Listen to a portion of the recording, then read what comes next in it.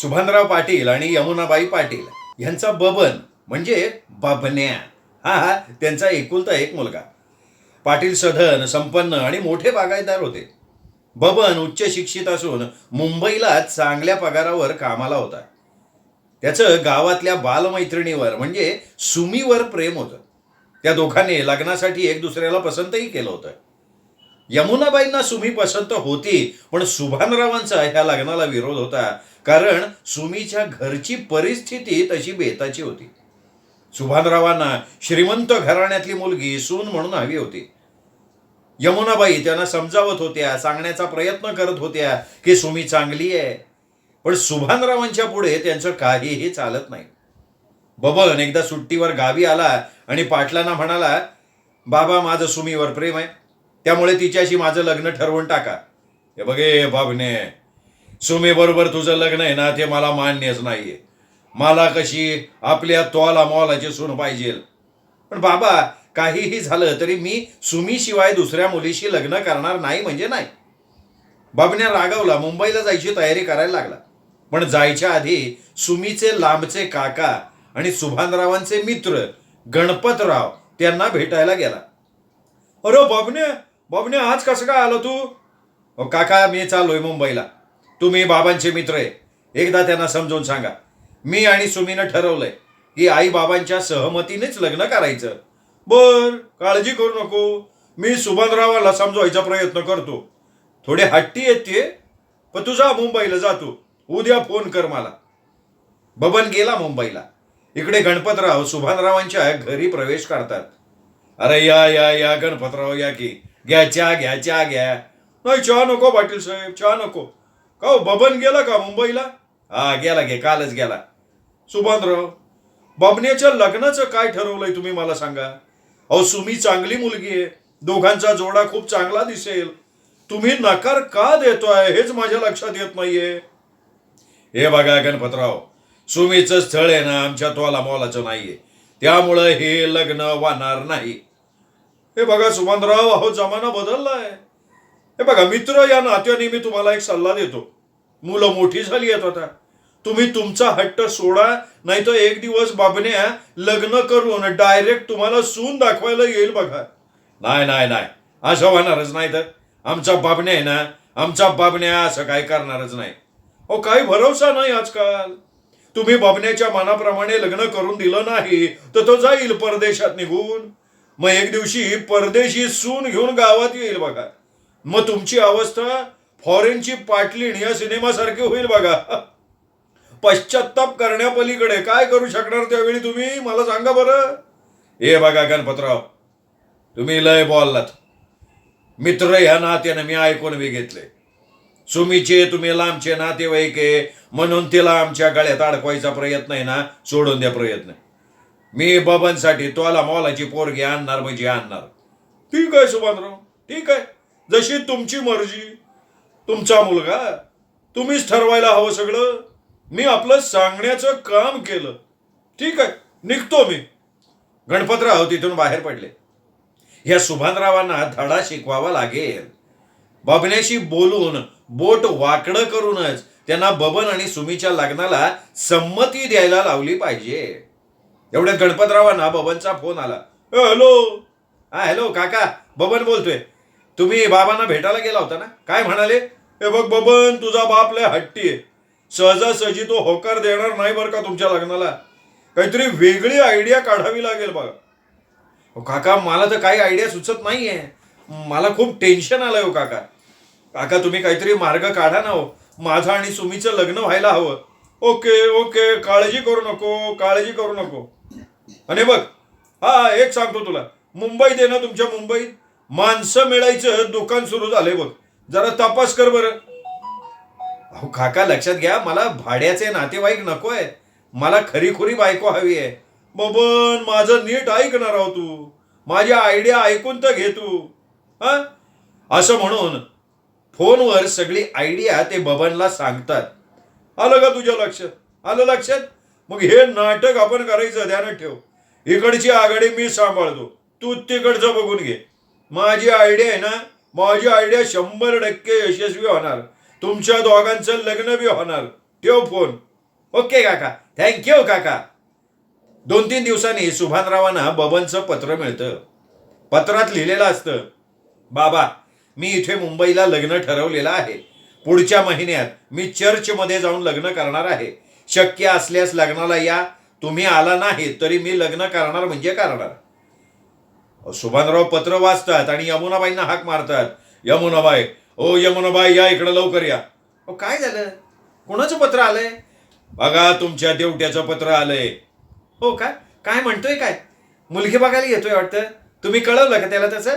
अहो, कसली मुलगी आणि कसलं काय घेऊन बसलाय? तुमच्या देवट्यानं मी कळवायच्या आधी एका ख्रिस्ताव पोरीशी लग्न ठरवलं बी. आपल्याला लग्नाला बोलवलंय डायरेक्ट त्यांनी. अगं बाई बाई बाई बाई बाई, काय केलं या नालायकानी? आहे कुणाला कळलं तर तोंड कसं दाखवणार? आता काय करू मी? हे बघा, लोकांना कळायच्या आधी उद्या आपल्याला सकाळी सकाळी मुंबईला निघायचं. कसं बी करा, बाबण्याचं होणारं लग्न मोडा, असं माझं मन मला सांगतोय. लग्न मोडावंच लागल. कार्ट्याने तोंड कशी पाडलंय मला. परवा येडे पाटलाला भेटणार होतो राव मी. तिकडे बबनचं गणपतरावांशी बोलणं झाल्याप्रमाणे तो गुगलवर सर्च करून आवडे यांच्या भाड्यानं माणसं मिळण्याच्या दुकानात फोन लावतो. हा, हॅलो, आवडे का? नमस्कार आवडे, मी बबन बोलतोय. मला 1 दिवसांसाठी मुलगी हवी आहे भाड्याने. हे बघा मिस्टर बबन, तुम्हाला मुलगी हवी आहे कशासाठी? म्हणजे तिला नेमकं काय करावं लागेल? आवडे साहेब, तिला काही करावं लागणार नाही, पण 1 दिवसासाठी तिला माझी बायको बनावं लागेल बरं का. हो बबन, कोण मुलगी भाड्याची बायको बनायला तयार होईल? शुद्धीवर आहात का तुम्ही? आम्ही आजपर्यंत फक्त भाड्यानी ना नातेवाईक, मोलकरीण असे पुरवले. भाड्याची बायको पुरवणं हा आमच्यासाठी नवीन प्रोजेक्ट आहे बरं का. पण त्याचा खर्च जास्त लागेल. नाही, काही काळजी करू नका आवडे, तुम्ही खर्चाची काळजी करू नका. मी वाटेल तेवढं भाडं देईन, पण मला भाड्याची बायको हवी म्हणजे हवी. बरं बरं बरं, मग मिस्टर बबन, तुम्हाला भाड्याची बायको हवी आहे, ती कशा प्रकारची हवी आहे? नाही, मला एखादी सुंदर मराठी मुलगी हवी आहे. ओके ओके, चेक करतो. हा बरं का मिस्टर बबन, सध्या लग्न सराई असल्यामुळे मराठी मुली काही स्टॉकमध्ये शिल्लक नाही आहेत. एखादी ख्रिश्चन मुलगी आहे एक आमच्याकडे, चालेल का? इना डिसोजा नाव आहे तिचं, ती चालेल का तुम्हाला? अहो आवडे, पण तिला मराठी येत नसेल तर माझी पंचायत होईल ना. नाही, तिला मराठी चांगलं येतं. पाठवू का तुमच्याकडे? नाही, मी विचार करून सांगतो आवडे. नाही मिस्टर, एवढा वेळ नाही बरं का, लगेच सांगायचं कन्फर्म. ओके ओके मिस्टर आवडे, इनाला बुक करा तुम्ही. किती फी आहे म्हणालात इनाची? तिची दिवसाला 10,000 रुपये. अरे बापरे, अहो आवडे, हे जास्त वाटतंय भाडं मला. अहो, तुम्हाला भाड्याची बायको हवी आहे, मोलकरीण नको आहे तुम्हाला. मग खर्च जास्त लागणार नाही तर काय करू सांगा? नाही, तुम्ही पाठवा तुम्ही, मी पैसे देतो तेवढे. ठीक आहे मिस्टर बबन, तुमचा पत्ता मला SMS करा, ऑनलाईन पैसे भरून टाका. पैसे ट्रान्सफर झाल्यावर उद्या सकाळी 10 वाजता इना तुमच्या घरी येईल. ओके, हा, एक लक्ष ठेवा बरं का. इना फक्त 1 दिवसच तुमची भाड्याची बायको बनून वावरणार आहे, रात्री नाही बरं का, फक्त दिवसा. का बरं? बायको तर रात्री सुद्धा हवी ना. हे बघा बबन, इना तुमची भाड्याची बायको आहे, लग्नाची नाही. काय कळले? आणि एक लक्षात ठेवा, उलट सुलट काही त्या इना बरोबर करायचा विचार आणलात ना, महागात जाईल हो. आमची इना कराटे एक्सपर्ट आहे. काय समजले? नाही हावडे, तसं काही घडणार नाहीये. इना इथे सेफ असेल, काळजी करू नका. माझं काय 1-2 तासाचं काम आहे हो फक्त. हे बघा, मी पैसे ट्रान्सफर केलेत लगेच तुम्हाला. उद्या सकाळी तुम्ही इनाला द्या पाठवून. ठीक आहे मिस्टर बबन, इना डिसोजा सकाळी 10 वाजता येईल तुमच्याकडे. ऑल द बेस्ट बरं का. दुसऱ्या दिवशी सकाळी 10 वाजता एका फटाकड्या मुलीनं बबनचं दार वाजवलं. बबन दार उघडतो. समोरची सुंदर पोरगी बघून डोळे फाडून बबन तिच्याकडे बघायला लागतो. अहो मिस्टर बबन, माझ्याकडे डोळे फाडून का बघताय? मी तुमची भाड्याची बायको इना डिसोजा. अरे वा इना, you are so beautiful, lovely. Baban, जरा लांबून बरं का, मी तुमची भाड्याची बायको आहे. का पण मला एक प्रश्न पडलाय मिस्टर बबन, तुम्ही स्वतः एवढे स्मार्ट असताना तुम्हाला भाड्याची बायको कशाला हवी आहे? म्हणजे कारण काय? हे बघी ना, माझ्या गावच्या बालमैत्रिणीवर, सुमीवर माझं प्रेम आहे. पण तिच्या घरची परिस्थिती बेताची आहे, त्यामुळे माझे आई वडील आमच्या लग्नाला विरोध करतायत. मी त्यांना आज इथे बोलावलंय. तुझ्याबरोबर लग्न ठरलंय असं नाटक करणार आणि मी त्यांना दुखावणार आहे. हो का? पण त्यामुळे काय होईल? नाही नाही, तुला बघून त्यांना राग येईल ना. ते परत गावाला निघून जातील, त्यांना पश्चाताप होईल आणि मग ते माझं आणि सुमीचं लग्न लावून देतील असं वाटतंय मला. वाव, आयडिया खूप छान आहे. तू बघ, मी असं नाटक करीन ना की ते तुझ्यावर रागवून गावाला निघूनच जातील. Okay okay, thank you thank you. हे बघ ना, तू आता जाऊन फ्रेश हो. माझे आई बाबा येतील थोड्या वेळात. इना आत गेली, स्टायलिश मेकअप करून तोकडा फ्रॉक घालून बाहेर आली. बबन तिच्याकडे बघतच राहतो. बबन, माझ्याकडे बघत बसू नका तुम्ही, बाहेरून ब्रेड बटर घेऊन या. अगं पण इना, त्यावेळेला माझे आई बाबा आले घरी तर. नाही नाही, मला तेच हवंय ना. माझं फर्स्ट इम्प्रेशन त्यांच्यावर असं पाडेन की ते तुझ्यावर खरोखर रागावतीलच आणि त्यांना तुझं लग्न तुझ्या त्या कोणती सुमीशी न ठरवलं त्याबद्दल त्यांना पश्चातापच व्हायला पाहिजे. बबन मग बाजारात गेला. इकडे ये ना, वाईनची बाटली फ्रीजमध्ये ठेवते, टेबलवर 4 ग्लास मांडून ठेवते. बरोबर 12 वाजता सुभानराव आणि यमुनाबाई बबनचं दार वाजवतात. इना दार उघडते. या या या, uncle aunty, welcome to home, welcome to home. Yamunabai तिच्या तोकड्या कपड्यांकडे बघत राहतात. ए भावाने, कोण ग तू? बबन कुठे गेला माझा? ओ आंटी, मी इना डिसौजा. बॅब बरोबर माझं लग्न ठरलंय, यु नो. हे इना, हा बॅब कोण आहे? अहो बॅब, बॅब म्हणजे तुमचा बॅबॅन. त्याला लाडानं म्हणते मी बॅब. ए यमुना, हीच ती महामाया बर का, जिच्या बरोबर बबनने लग्न ठरवले. पण काय गे, बबन कुठे गेलाय? ओ नो अंकल, माझं नाव इना यु नो, महामाया नाही. माझा बॅब, ओ सॉरी, तुमचा बॅबॅन बाहेर गेलाय. येईल थोडा, येईल. बसा तुम्ही, बसा. तुमच्यासाठी वाईन आणते मी, वाईन. ए, आम्ही हिथलं पाणी बी नाही पिणार. आणि कार्टे, तुला आम्हाला वाईन विचारताना काय वाटलं नाही वे? त्यात काय वाटायचं आहे? आमच्या ख्रिश्चन संस्कृतीत वाईनला वेलकम ड्रिंक म्हणून देतात. बॅबला सुद्धा वाईन आवडते. बघा बघा यमुनाबाई, बघा बघा तुमच्या देवट्याचे प्रताप. एक विचारू का, तुझी आणि आमच्या बाबनेची भेट झाली कशी? हो, त्याचं काय झालं, एकदा आम्ही दोघं इलेक्ट्रिक झुल्यात रात्रभर अडकून पडलो होतो. रात्रभर मग एक दुसऱ्याला बिलगून झोपलो होतो. सकाळी सुटका झाली झुल्यातनं आमची. मग आमचं प्रेम सुरू झालं. रामकृष्ण हरी. अगं बाई, मग काय झालं ग? नाही काय झालं मग धड झोप झालेली नव्हती. मग बॅबने मला ह्या घरी आणलं. दिवसभर मी त्याच्या पलंगावर त्याच्या कुशीत झोपून राहिले. बस बस बस बस बस, पुढचं ऐकवत नाही ग बाई, पुढचं ऐकवत नाही. ए यमुनाबाई, आता हे तर क्षणभर मी थांबायचं नाही. चला निघा, ओटा चला. अहो पण तुम्ही डायरेक्ट निघून गेलात तर बॅबला वाईट वाटेल. आता आम्हाला त्या बाबण्याचं थोबाडवी नाही बघायचं. तेवढ्यात बबन घरी प्रवेश करता झाला. अरे आई बाबा, तुम्ही कुठे निघाला? थांबा की. बाबण्या लय चांगले पांग फेडले बरं का आमचे. सासू सासऱ्यांना पहिल्या भेटीत वेलकम ड्रिंक म्हणून वाईन देणाऱ्या पोरीबरोबर लग्न ठरवताना लाज वाटली नाही का रे तुला? हो आई बाबा, इना तुम्हाला आवडली नाही का? कार्टे, लग्नाच्या आधी तोकडे कपडे घालून घरात दारात वावरणारी सून आम्हाला कशी आवडेल? हा, पुढच्या आठवड्यात तुझ्यासाठी चांगली पोरगी बघणार होतो मी. हे बघा आई बाबा, मी तुम्हाला आधीच सांगितलं होतं की सुमी शिवाय दुसरी कुठलीही मुलगी मला नको आहे. तुम्हाला ते पटलं नाही, मग मी इनाशी ठरवलं लग्न. मग तुम्ही आता या लग्नाला हो म्हणा ना. या जन्मात शक्य नाही ते. आम्ही निघतोय, परत तुझ्या दारात पाऊल ठेवणार नाही आम्ही. ठीक आहे, तुमची मर्जी. आता इना बरोबर माझं लग्न ठरलंय. बरं, एक विनंती आहे बरं का तुम्हाला, ते आलाच आहात तर ब्रेड बटर तरी खाऊन जा. कारण आमच्या इनाला स्वयंपाक येत नाही बाबा. वा वा वा वा वा बाबण्या, पाटील घराण्याच्या नावात चांगला काळीमा फासला की बॅटे तू. तुझ्या घरचं थेंबभर पाणी बी पिणार नाही मी. चले यमुने चल. आपल्या कार्टीचे पराक्रम ऐकून मान खाली झाली बघ माझी. सुभानराव यमुनाबाई आल्या पावली मागे फिरले. बबन तरी म्हणतोय, अहो आई बाबा, अजून फक्त लग्न ठरलंय माझं, पुढच्या महिन्यात आहे लग्न. तोपर्यंत विचार करा आणि आशीर्वाद द्यायला या बर का. सुभानराव यमुनाबाई कारनं गावी परत यायला निघतात.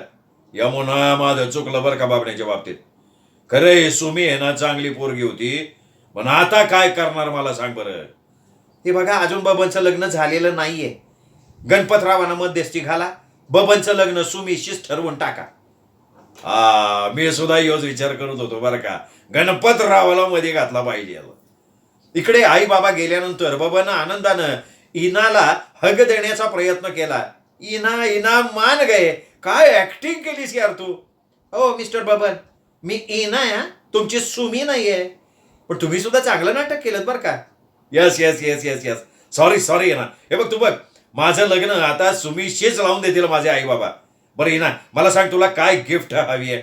नाही, मला आत्ता काही गिफ्ट नकोय. तुमचं आणि सुमीचं लग्न झालं ना की मग मी गिफ्ट घेईन. बरं आता मी निघते. थँक्यू इना. आपण दोघे चांगले मित्र झालो बरं का आता. हे बघ, तुला माझ्या लग्नाला यावं लागेल बरं का इना. ओके बाय, येईन मी तुमच्या लग्नाला. इना तिथून निघून जाते. इकडे सुभानराव गावी परतल्यानंतर गणपतरावांना तातडीनं बोलावणं पाठवतात. गणपतराव वाड्यात येतात. या या या गणपतराव, या या, बसा बसा बसा. काय पाटील साहेब, एवढ्या तातडीने का बोलावलं, नाही काय विशेष आहे काय. गणपतराव, आम्ही लय मोठ्या संकटात सापडलोय बघा. का, काय झालं. आमच्या बाबण्यानं मुंबईला एका मुलीशी लग्न ठरवलंय राव. काय, बाबण्याने लग्न केलं सुद्धा. मुलगी कोण आहे. नाही, त्यांनी फक्त ठरवलंय असं म्हणलो ना मी. लग्न झालेलं नाही अजून. ती पोरगी आहे ना, ती पोरगी तर वाईन पिणारी राव. आम्हाला नकोय ती सून म्हणून आम्हाला तुमची मदत हवी. आता बबननं लग्न ठरवलंय, मग मी काय मदत करणार तुम्हाला. नाही, लग्न 1 महिन्याच्या नंतर आहे. लक्षात घ्या ना, लग्न 1 महिन्याच्या नंतर आहे. त्यामुळं तुम्ही हे ठरलेलं लग्न मोडायला आम्हाला मदत करा. पण बबन तुमचा मुलगा आहे, तुम्ही समजावा. नाही नाही नाही नाही, हे बघा गणपतराव, आमचा बबन आहे ना तुमचा ऐकतो. तुम्ही करा ना राव प्रयत्न. ठीक आहे. समजा माझ्या प्रयत्नांमुळे बबननं त्या मुंबईवाल्या मुलीशी लग्न मोडलं, मग पुढे काय होणार बबनचं. तेवढ्यात यमुनाबाई चहा घेऊन आल्या. त्या गणपतरावांना म्हणाल्या, अहो भाऊजी, तुमच्या सुमीशी मी लावून देते बबनचं लगीन. माझा शब्द येऊ. नाही नाही नाही वहिनी, माझा तुमच्यावर विश्वास आहे. पण सुभानराव, यांना तर श्रीमंत मुलगी हवी आहे. ते या लग्नाला विरोध करणार ना. नाही गणपतराव, नाही, लक्षात ठेवा, आम्ही बी यमुनाच्या शब्दाच्या बाहेर नाही. आमची चूक आमच्याकडे लक्षात आलेली आहे. सुमी सारखी मुलगी आम्हाला पाहिजे सून म्हणून. तुम्ही प्रयत्न करा. आम्हाला टेन्शन आलंय गणपतराव. मग सुभानराव लक्षात घ्या, 8 दिवसात बबन मुंबईच्या त्या मुलीबरोबर ठरलेलं लग्न मोडेल यासाठी मी 100% प्रयत्न करणार. मी निघतो. नाही, तुम्ही काय करा गणपतराव, तुम्ही मुंबईला जा, पाहिजे तर खर्च मी देतो तुम्हाला. पण बबनचं हे ठरलेलं लगीन मोडून टाका तुम्ही. पुढच्या महिन्यात बबन आणि सुमीच्या लग्नाचा पार ओढून देतो बघा मी. सुभानराव टेन्शन घेऊ नका, 8 दिवसात सगळी घडी बसवतो बघा मी. गणपतराव बाहेर जातात. बबनला फोन लावतात. हॅलो बबन, पहिला डाव यशस्वी झाला बरं का आपला. आता तुझं आणि सुमीचं लगीन कोण पण रोखू शकणार नाही.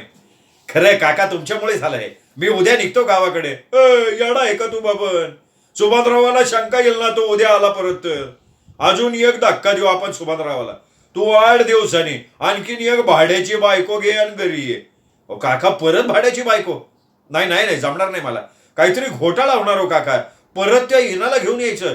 नाही रे, पुढच्या रविवारी तू मुंबईवर एकटाची. बस स्टँडवर तुला गावातली मुलगी मिळेल भाड्याची बायको म्हणून. काका, गावात कोण भाड्याची मुलगी तयार होणार.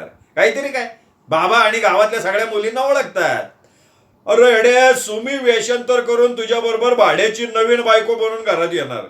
काका, पण मला याच्यात काहीतरी घोळ वाटतोय, म्हणजे मला भीती वाटतेय. सुमीला जमेल का हे. घाबरू नको रे, नाटक रंगात आलं ना का मी तुमच्या घरी पोहोचतोच बघ. सुमीला मी नीट समजावून सांगतो. तू राहा निर्धास. शेवट सगळा गोड वाहणार रे. तू लवकर ये, आता 8 दिवसांनी ये, पण लवकर ये. ठरल्याप्रमाणे बबन गावातल्या स्टँडवर उतरला. तिथे सुमी त्याला वेषांतर करून भेटली. हे बघ सुमी, नाटक चांगलं वटव बरं का, नाही तर माझं लग्न तुझ्याशी लावणारच नाही. कोण बनली कोण आहे पण तू हे वेषांतर करून. अरे मी मीना कोळीन बनलीये. काळजी करू नको, तुझ्यासाठी वाटेल ते करेल बबन मी. अरे आपलं प्रेम आहे, कुणी बी अडथळा आपल्याला रोखू शकणार नाही, लक्षात ठेव. बरोबर, चल आता लवकर घरी जाऊ. पाटील वाड्यात बबन सुमीसह शिरला. सुभानराव बबन परतला दुसऱ्याच मुलीबरोबर आलेला बघून भडकले. अरे बापने, आता ही कोण आहे. अहो बाबा, ही तुमची होणारी सून मीना मासेवाली. काय म्हणतो? आणि मग त्या येना डिसूजाचं काय झालं? तू तर तिच्या बरोबर लग्न ठरवलं होतं ना. हो पण काय करणार बाबा, ती दुसऱ्या मुलाबरोबर पळून गेली. मग मी बाबण्या, तू काय आमची लखत वेशीवर टाकायचं ठरवलं का?